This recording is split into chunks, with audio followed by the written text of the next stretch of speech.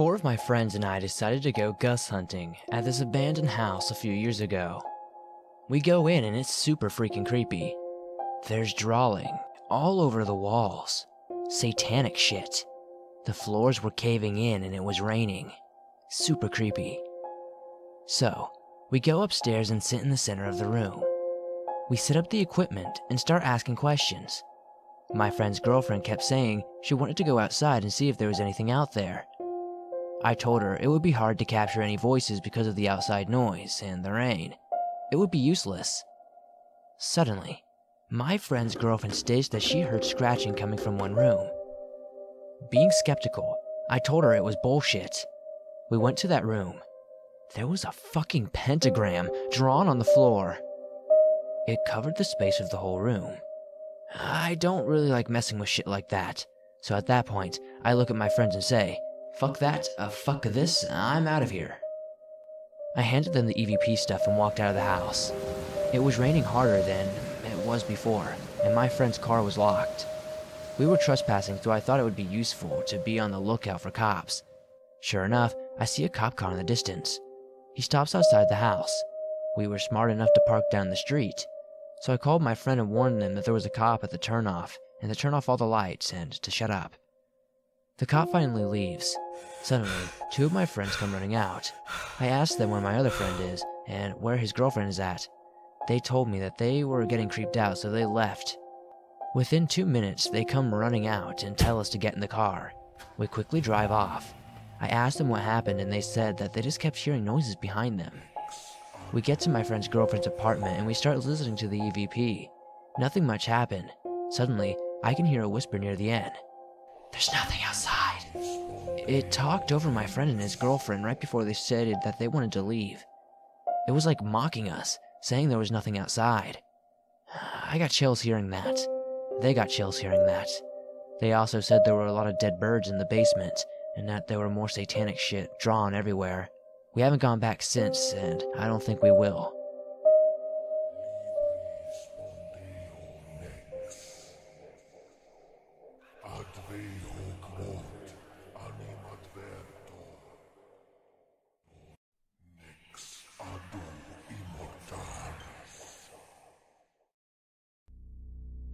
So, this is something that happened a few years ago to me and my friends. There used to be an old, run-down house near where I lived. It's now been knocked down, but it used to be where the gated-off bit was.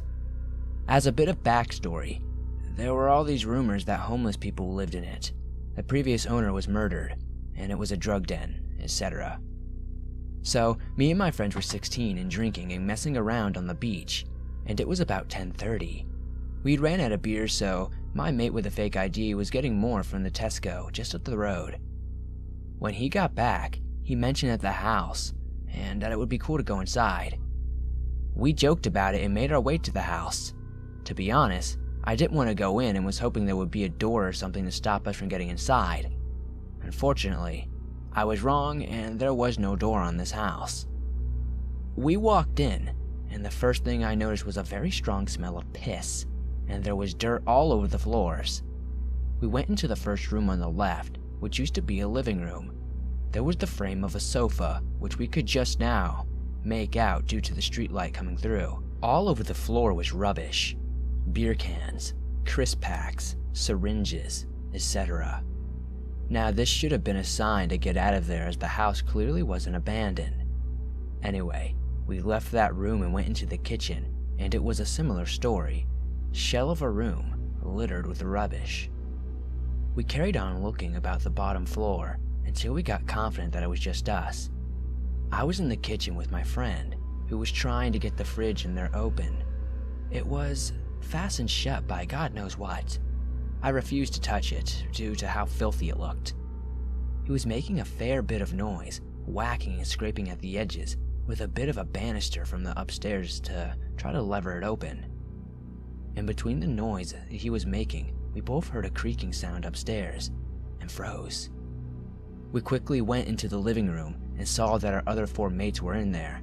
By this point, I was panicked and terrified. We let our friends know what we heard, and all agreed that it was time to leave and carry on without anything else happening. Everyone was trying to be brave at this point. We were walking out and we all heard another creaking, but this time it was on the stairs. I was at the back and turned around and could just make out the silhouette on the stairs, at which point I shouted something along the lines of, "Fuck, run!" and we all sprinted out.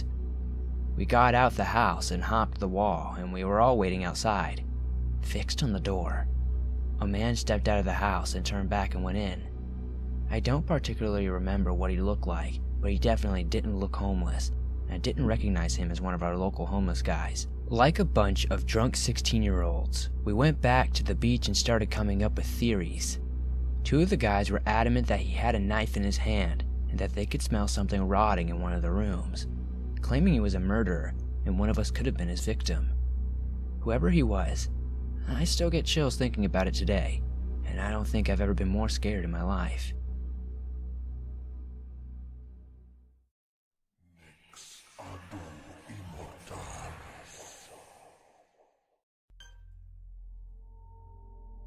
In my town, there used to be an abandoned prison. It has since been knocked down. It was in the middle of the woods, and it wasn't the kind of place you'd end up accidentally. Every once in a while, police would patrol around it. For the most part, it was just barbed wire fences doing their job.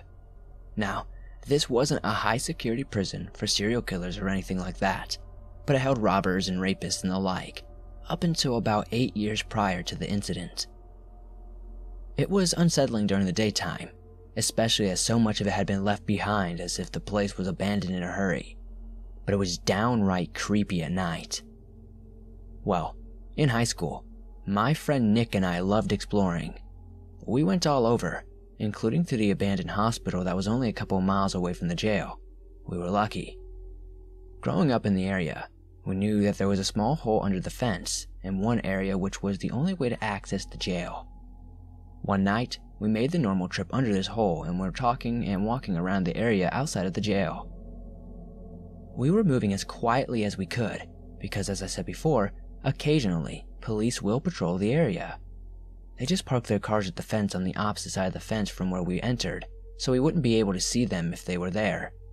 Eventually, we were pretty sure that there were no police, so we began to be a little louder and turned on our flashlights. I should mention now that other than the occasional policeman who parks his car outside the fence, we had never seen another person anywhere near the jail, let alone inside of the fenced area. We were hesitant to enter the jail itself, first of all because of how scary it is at night, and second because it's a pain in the ass to get into the jail itself during the daytime, let alone at night. So instead, we kind of just walked around the outside for a while as we normally do, scaring ourselves for the fun of it. Anyway, eventually, we start to work up the courage to go inside the jail.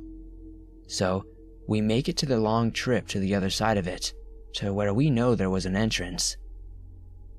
We were walking along the side of the jail where the cells were, which made these huge windows. These were so that, from the outside when the jail was in use, you could see all the inmates and what they were doing. As we're walking, out of nowhere, a light turns on from inside one of the cells that were only a few feet away from us. We can't really see anything inside, just the beam of flashlight which first points upwards and then directly at us. At first, we just froze in terror. As I said before, we'd never seen anyone in there before. Who would be sitting inside of a cell, totally silent and in the darkness as a couple of teenage boys walked around the outside? We couldn't imagine that it was a fellow thrill seeker like us. It was not the kind of place you'd sit alone in the dark. A homeless person? No, we didn't think we'd have a flashlight anyway, and we assumed that cops must look through the inside during the day. A police officer? Probably not. There was no reason for him to be sitting inside of the building, waiting while we had known that we were there for a long time. After a few seconds, we sprinted away as fast as we could. I didn't even turn around to see if we were being followed or anything. We just found the hole under the fence and got the fuck out of there. So, we wonder to this day, who is sitting inside the abandoned jail cell in the dark, presumably watching two teenage boys walk around inside. Then, waiting until we were only about a few feet away to announce his presence by turning on a flashlight. I'd assume we'll never know the answer to that question, and I don't really want to know. We never went back at night, and that place is gone now.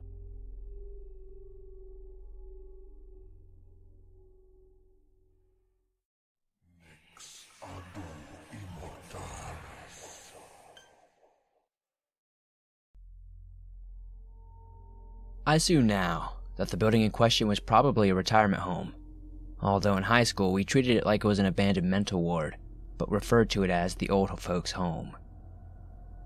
It was one of our greatest desires to explore it, and we completely expected and secretly wished to have a terrifying experience. Everyone agreed that the place was haunted, although it isn't, and I don't believe in that stuff anyway. It had been abandoned for as long as any of us knew, just on the outskirts of our small town in Middle America. There were 4 of us that explored the grounds and later the interior in episodic increments, discovering more each time. The first time we were brave enough to go, it was just before dark. The place was locked up tight.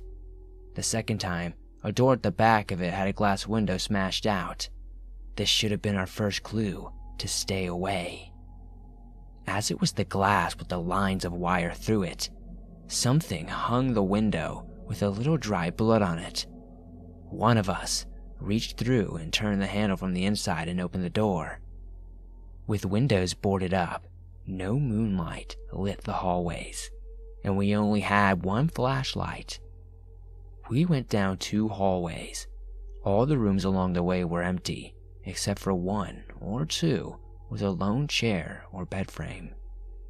We discovered that there was a second floor and a basement, but we didn't get a chance to explore more as a red light attached to a car battery freaked one of us out. We thought it was an alarm or something. Anyway, we scoped it out for a few weeks and made sure there weren't any security patrols or anything weird like that. We never knew who owned it. Somebody had to own it. Nobody looked after it aside from mowing the lawn once a month. We returned the 3rd time with intentions to map the place out. I wanted to go find some cool antique or something. We were all freaked out by the darkness and had the idea of ghosts, but none of us considered the possibility of other people being in the building. In the basement, we finally found creepy signs of other visitors, but it wasn't until the last minute that feces started to hit the fan. There was one room with a dirt floor and a Christmas tree planted in the middle of it, as in it was decorated pine tree, tinsel, beer cans, paper clowns.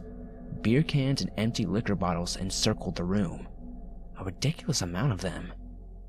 The door to the room was like a cell door, metal bars and a broken lock. One of us waited at the door because he kept hearing someone, and he called to us with an update as we found a bunch of buried Christmas trees at the back of the room. "I think I hear someone," he whined, was his catchphrase. We had varying theories on the room. It was all new stuff as far as we could tell, not as dusty as everything else in the building. All in all, it was more odd than creepy. The room at the end of the hall had lights hanging from the ceiling, smashed to pieces, glass covering the floor. A staircase at the back led up, and to an area that we hadn't seen yet. There were chairs and desks clogging the way, splinters and nails pointing in every direction. Everything happened in a flash. There was a creak, then a door slamming shut down the hall, and we scurried over to the desk and chairs to the ground floor. The door was locked there, so we continued to the second floor, which was unknown to us. We sprinted down the hall and doorway to our right, and then something caught our attention. Inside was a mattress. On the floor next to it was a giant tub of peanut butter and a pair of stained underwear. It depends on who you ask, but we took the room as a deafening alarm. Probably a homeless person lived there. Nothing sinister. I stepped into the doorway to try and see more, and as soon as I saw the upside down cross on the wall, I think it was upside down, but it could have been just fear, we heard wood snapping in the stairway. Not just someone coming up, the legs of chairs being broken.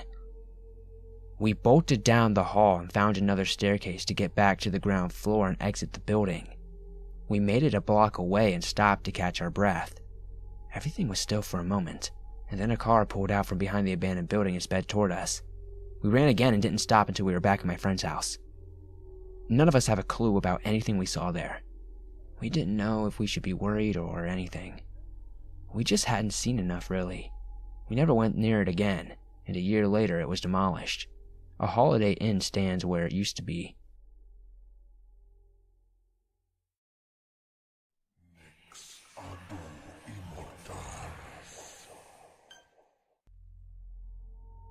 I live in Massachusetts. There's a location out here called the Belchertown State School for the Feeble-Minded. Check it out on Wikipedia and Google some pictures. It's pretty neat stuff. Well, it has a very dark history with ill treatment of patients, including children and reported suicides. Closed in 1992, it was mostly demolished in late 2016 into 2017. But before that, I spent a year going there on a weekly basis, usually Fridays. I began with a few friends, and then over time I would go there alone. I spent a lot of time on those grounds to the point to where I knew every part of it, inside and out. I even became something of a local legend because I wore a mask when exploring, and if I ran into other groups they would recognize me from the stories. There are a few selfies out there of me and some folks too. People liked taking pictures. Never saw any of the selfies though, sadly. But there were many nights I had the whole grounds to myself. Paranormal activity was rampant, and I have some crazy stories. The most obvious and frequent one was noises. Now, mind you, the whole of the complex was in disrepair. Not only that, but wild animals would sometimes move in and out of the location, so there were a lot of unidentified noises I could likely attribute to animals. I'm a firm believer in the paranormal, but I try to approach all things as a skeptic before jumping to potential activity. A few things I couldn't explain. One was the X door. There was one door in the hospital. It was on the 3rd floor, right wing, second door into the floor on the left. It was beside that once was a bathroom. This door led to a hall containing several empty rooms, and I could not determine what these rooms might have been. They didn't look like cells, more like office or storage spaces. This door was heavy. It took effort to move.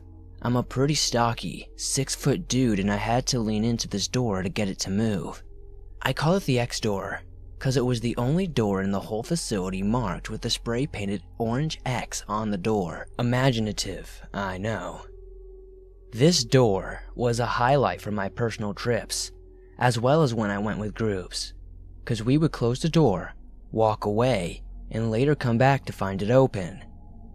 It's possible some animal managed to open it, as unlikely as that is. What was more unlikely were the times we left it open, and when we came back about 10 minutes later, and it was closed. I tried, when alone, to sit and watch the door, but nothing ever happened. I tried to replicate potential causes, but there was zero airflow in this wing due to heavy doors on all other sides, and honestly, if an animal did get in, it could not have been bigger than a rat due to there being so little open space to move in this particular segment. I can never explain the X door, but it was always a good stun when I'd bring up a group back up to that floor and we'd find the door shifted. Another experience was one time I was bringing 2 of my friends out there. It was their first time to the grounds. We made it past the fence and to the outside of the asylum. They didn't want to go in, getting spooked. I encouraged them to try it. It had some cool stuff to see after all. And then we all 3 at the same time heard what sounded like screaming, laughter, and talking all at the same time. I heard more laughter, but my friends say some screaming was more prominent. Now, could have been another group inside the hospital building, but here's the thing. I have been on the grounds when another group is talking or laughing and screaming inside, and you can't pinpoint exactly where it goes down. Lots of broken windows and open walls, so it's pretty damn easy to lock down at least what segment the group was from. But this sound came from the building. That's the only way I can explain it. Like the whole building at once just let loose a stream of trapped sounds.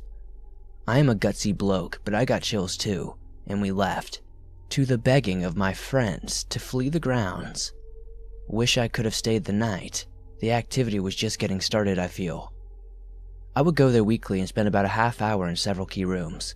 The padded cell, the silent room, the X room, the auditorium gym. A lot of great sounds and some truly disturbing sensations.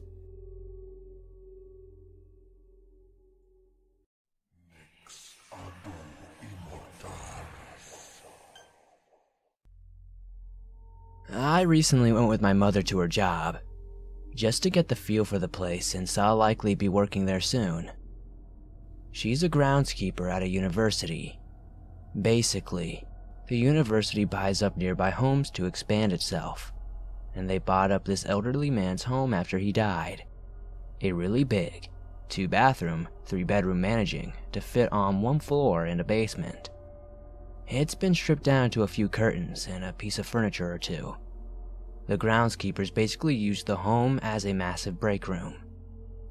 I stayed there for about 7 hours a week, or 2 ago, and I got freaked out. For starters, there's a big empty room with a small table and 2 chairs in one corner, and right in the middle is a small chandelier. Well, after about 30 minutes of getting settled in the home, I started to walk around, and that chandelier was slightly moving back and forth. I'm unsure if this elderly man or not, but there's nothing I can think of other than the elderly man that could have moved it. It was a freezing day out, so all the windows and doors were shut. There's a single fan in the house that I can recall, and it was not on. I specifically checked once, and I noticed the swinging.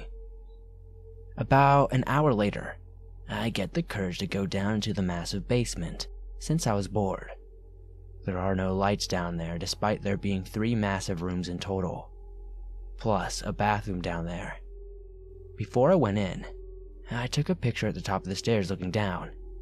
I don't know if my mind is fucking with me, but I swear to God there's a face at the bottom. My final evidence. What haunting goes without unexplained footsteps?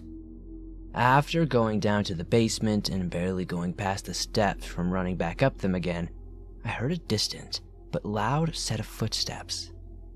About 4 steps on hard wood, with about a half second in between each step. They sounded like they were on the other side of the house. Keep in mind, it's a very echo-prone house due to there being nothing but wooden floors and big open spaces, so it may have been anywhere. So tomorrow I'll be going back there again with the same amount of time. What should I do? Should I ask it anything? Should I leave it alone? I kinda want to interact with him a bit more since those who knew him said he was a nice guy.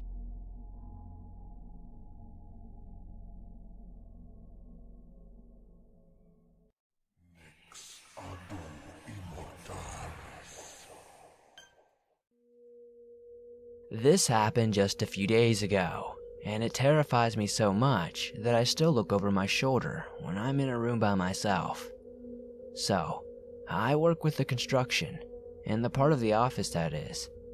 I have a team of guys and a girl who happens to be a really good friend of mine. We are all pretty young, early to late 20s, and had the opportunity to check out a building before demolition.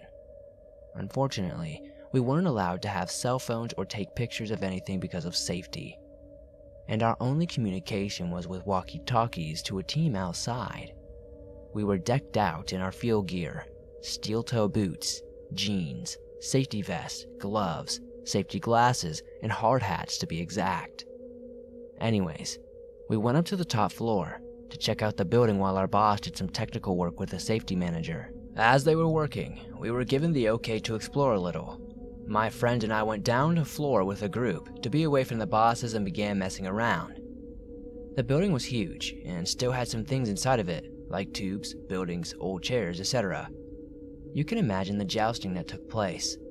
Long story short, a coworker got a bloody nose. Being the only girls, we took him into the bathroom to clean it up before having to report blood to the boss man, literally upstairs. So in the bathroom, we shoved his nose full of extra paper and washed it down for the water hadn't been shut off yet. As we were cleaning him up, a knock came on the door and a "this isn't funny" type line. I went to the door and began to open it when I noticed that it was jammed. And then I said, "This isn't funny."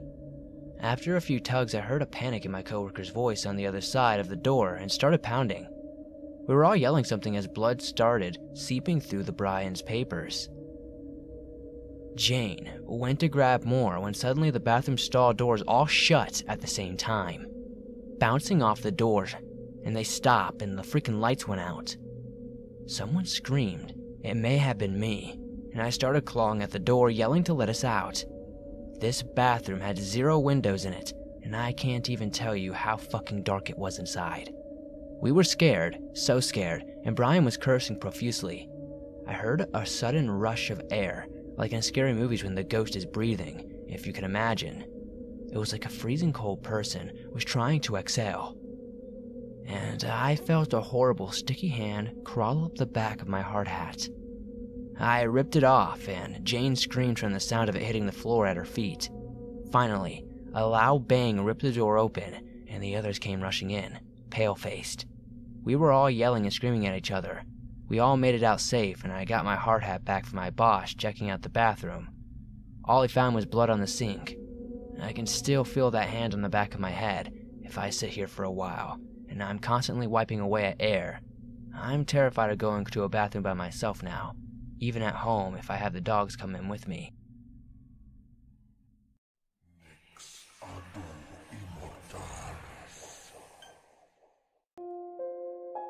One time, me, my 2 cousins, one male, one female, and my friend had went to this big piece of land, filled with foliage going down a hill. This was called the Big Hill to the locals down below.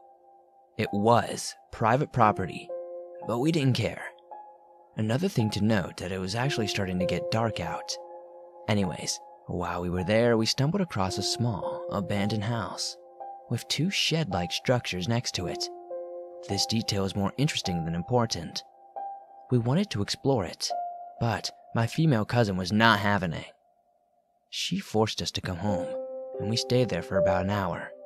She finally let us go, but me, being the only one with a phone in the group, had to text her every 3 to 5 minutes, with info on what was going on and that we were safe and the like. When we got there, it was basically pitch black outside. My friend and my cousins both had flashlights. As I had my phone for light, I kept the constant stream of info and pictures to my cousin. Everything went normal for a while.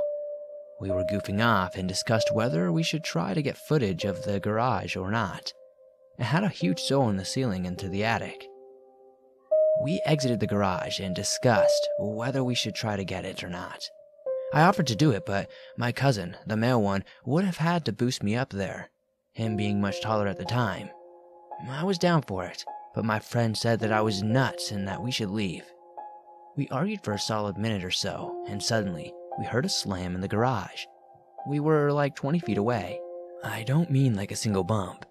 I mean like a solid slam in the garage. We all booked it instantly, and my friend tripped me on mistake. I looked behind while pulling myself up, and I saw what looked like a man peeking through the doorway behind the garage. I only saw this for a split second, but before getting up and running with my cousin. We had to go down the hill to get back and hop a fence. I was the last to reach the fence, and when I got over, I texted my cousin what happened.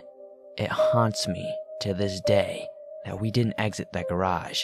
We may not be here today.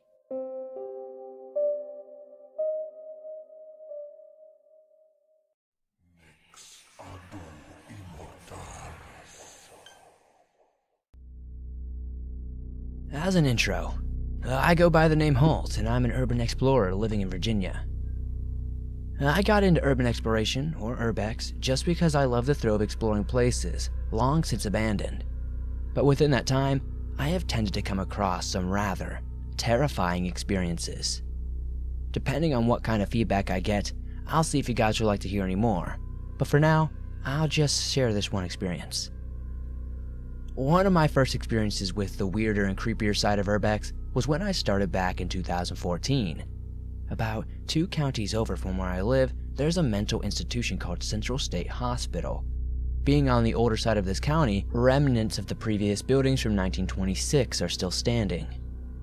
From the historical documents and records that I uncovered while doing some research, Central State Hospital was built following the Civil War to aid in relief efforts for recently freed black slaves. But as time went on, the facility became one of its first in the South to offer mental hospitalization for black patients. The new building is now built right next to the old one. So, after some digging, snooping and spying, I finally worked up the gumption to break in and explore.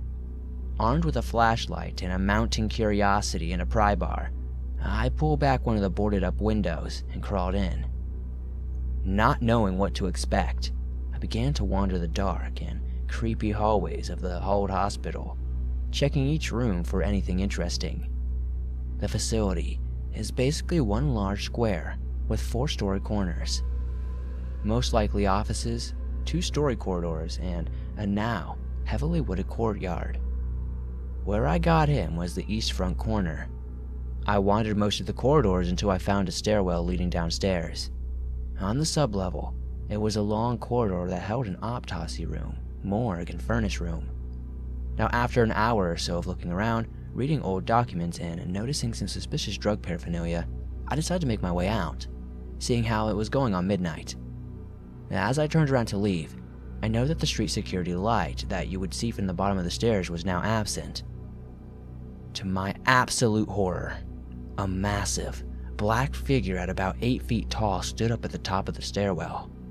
Now, being the 6'7" bruiser that I was, I did the most logical thing any man would do. I screamed like the bitch I was up the stairs and through the figure, out the pried open window and into the loving arms of Petersburg's finest. Slapped with a potential trespassing charge and sitting in the back of a police cruiser, I was questioned about the screaming. When I told the officer what I had seen, he turned absolutely white as a sheet.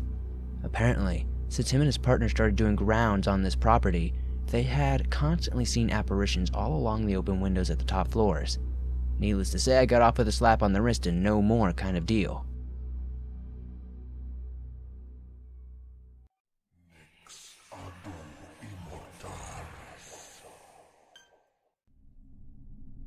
So, for some preface, there is a park just outside of Richmond called Bell's Isle.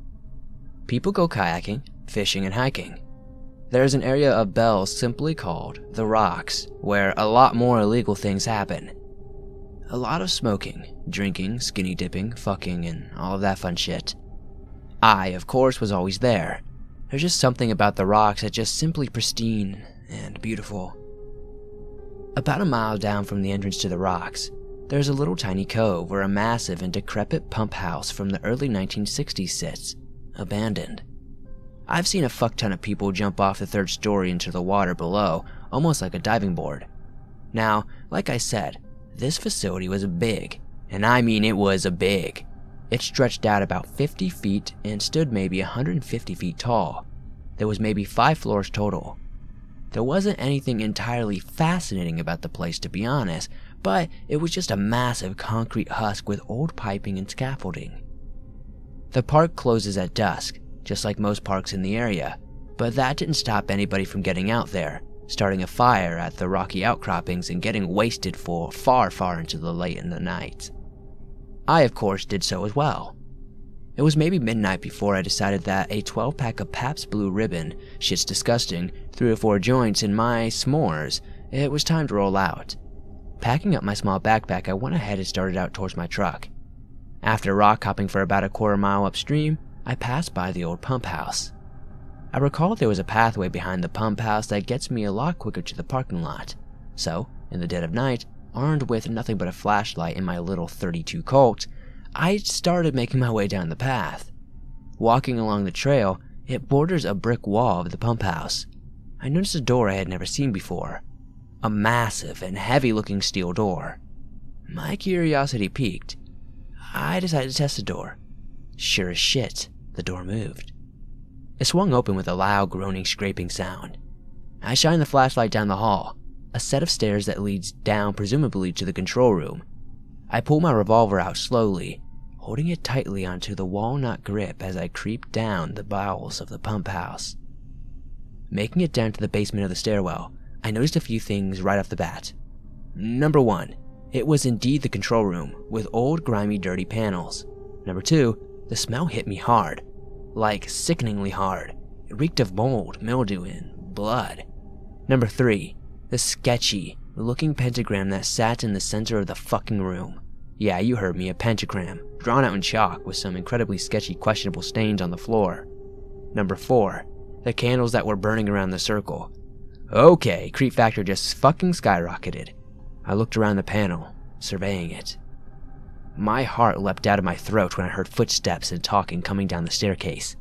Panicked, my eyes looked around until I found a locker that was big enough to get into. I quickly got in and very quietly shut the door and stayed as silent as the grave. I watched through the grates of the locker door, feeling like I was a cheesy person in a horror movie. 6 robed and hooded men came down into the panel room and gathered around the circle. One man carried a panting dog in his arms. The men slowly chanted what I can only assume was possibly words of Latin, while the man who held the dog set him down, then produced a knife. I watched in pure horror as the knife was plunged into the poor dog. It whined and struggled until it died. The chanting grew louder and intensified. The room grew deathly cold and the candles around the room went out. It was stupid fucking cold, even though it had been dead in the fucking middle of summer. I held my breath and stayed as still as humanly possible. After I went to say 20 minutes or so, the men began to leave. I sighed with relief. I jumped out of my fucking skin when my flashlight banged loud and clear against the locker door. God motherfucking damn it. I jumped out of the door, and I watched in pure horror as the 2 men came back down the stairs. So what now? Fuck this shit. I kicked the door open, off its rusty hinges, revolver in hand, using my 6'8" 320-pound body to belt out the loudest, "Get the fuck back, you fuckers!" I held the revolver up, aimed it at the closest man near me, and I clearly towered over the 2 men, and I was watched as the other 4 robed men come down barreling over the stairwell. I was trembling, holding the revolver at the small crowd in front of me. "How long were you here?" the first man asked me. "Long enough, friend," I answered. "Fair enough. Leave and speak to no one of this," he replied. "Deal," I said. Each one moved aside from the entrance, and I made my way up the stairs, my back facing away from them, revolver still aimed down the stairwell, and as soon as I made it out the door, I ran like my fat ass depended on it. Made the 20-minute hike in 5 minutes, hopped into my truck and hauled ass all the way home. I went back to Bell's about a month later, and was relaxing on the rock near the pump house, when a young man, probably in his 20s, sat down next to me. He lit up a smoke and spoke to me. "Tell me, friend, do you believe in God?" he spoke. I took my sunglasses off and looked over to him, tapping out the ashes of my cigarette. "It all depends." My heart skipped over a couple of times when I recognized the face of the young man. Take a guess who it was. He smiled at me. I swallowed. Who knows? He got up and extended his hand. "I would recommend you stay away from that house from now on, okay?" I shook his hand. "Sure, friend, sure." I haven't seen the young man since, and even after going back as many times as I have,